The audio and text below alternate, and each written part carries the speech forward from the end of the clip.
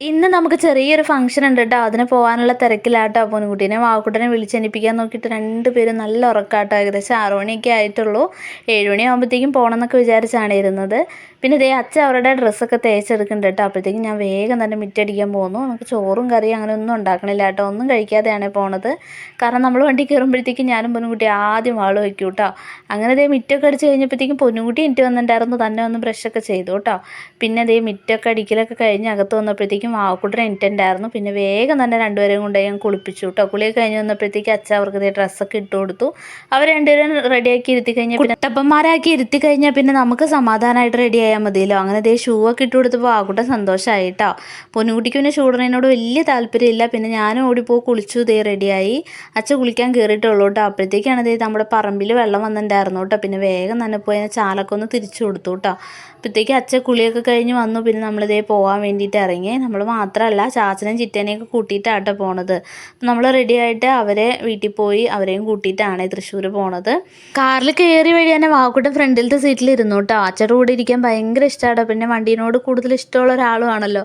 പൊന്നുകുട്ടി പിന്നെ എൻ്റെ അടുത്ത് നിന്ന് മാറില്ല കേട്ടോ. ഞങ്ങൾക്ക് കാറിലെ സ്മെല്ല് അത്ര പിടിക്കില്ല, എനിക്കും പൊന്നുകുട്ടിക്കും. അതുകൊണ്ട് പൊന്നുകുട്ടി എൻ്റെ കൂടെ തന്നെ ഇരിക്കുകയുള്ളൂ കേട്ടോ. അങ്ങനെ ഇതേ ചാച്ചനും ചിറ്റേനെയൊക്കെ കയറ്റി നമ്മളിത് ഏകദേശം ആൻറ്റിയുടെ വീട് എത്താറായിട്ടോ. അതിൻ്റെ ഇടയ്ക്ക് ഞങ്ങൾ രണ്ടുപേരും വോമിറ്റ് ചെയ്തു. അപ്പോൾ ഇതേ വീടൊക്കെ എത്തി. പിന്നെ ഞങ്ങൾ ചായ കുടിയൊക്കെ കഴിഞ്ഞ് കുറേ നേരം അവിടേക്ക് ഇരുന്നു കേട്ടോ. എല്ലാവരും ആൾക്കാരൊക്കെ വന്ന് തുടങ്ങണേ ഉണ്ടായിരുന്നുള്ളൂ. ഞങ്ങൾ ഏകദേശം ഒരു 9:15 ആയപ്പോൾ എത്തിയിട്ടുണ്ടായിരുന്നു കേട്ടോ. അപ്പോൾ അച്ഛൻ ഈ കസേര ഇരിക്കണ കണ്ടപ്പോഴത്തേക്കും പൊന്നുകുട്ടിയും വാവക്കുട്ടനും അതിലേക്ക് ഓടി കിടക്കായിരുന്നു കേട്ടോ. പിന്നെ ഞങ്ങളെ കാണാതെ ആയപ്പോൾ മുകളിലേക്ക് കയറി വന്നു. ഈ ചെയറിലിരിക്കണ കണ്ടപ്പോഴത്തേക്കും രണ്ടുപേർക്കും ഭയങ്കര ഇഷ്ടമായിട്ടോ. അപ്പോൾ അച്ഛനെ എണീപ്പിച്ച് മാറ്റിയിട്ട് രണ്ടുപേരും ഒന്ന് ഇരുന്ന് നോക്കിയിട്ടോ കുറച്ച് നേരം. പിന്നെ നമ്മുടെ ശ്രീജിയുടെ ഓരോ സാധനങ്ങൾ, കരാട്ടയുടെ ഓരോ സംഭവങ്ങളൊക്കെ എടുത്തിട്ട് രണ്ടുപേരും കൂടെ നോക്കായിരുന്നു. രണ്ടുപേരും അല്ല, 3 പേരും കൂടെ നോക്കായിരുന്നു. പിന്നെ അധികം നേരം അച്ഛൻ റൂമിൽ നിർത്തിയില്ല കേട്ടോ. രണ്ടുപേരെയും വേഗം കൊണ്ടുവന്നു. കാരണം അലമാരി ഇരിക്കുന്ന സാധനങ്ങളെല്ലാം പുറത്തേക്ക് എടുത്ത് വയ്ക്കും കേട്ടോ. പുറത്ത് വന്നപ്പോഴത്തേക്കും ഇതേ വെൽക്കം ഡ്രിങ്കിന് ചേട്ടന്മാർ സെറ്റ് ചെയ്തുകൊണ്ടിരിക്കുകയാണ്. ഇതാണ് കേട്ടോ നമ്മുടെ കല്യാണ ചെക്കൻ.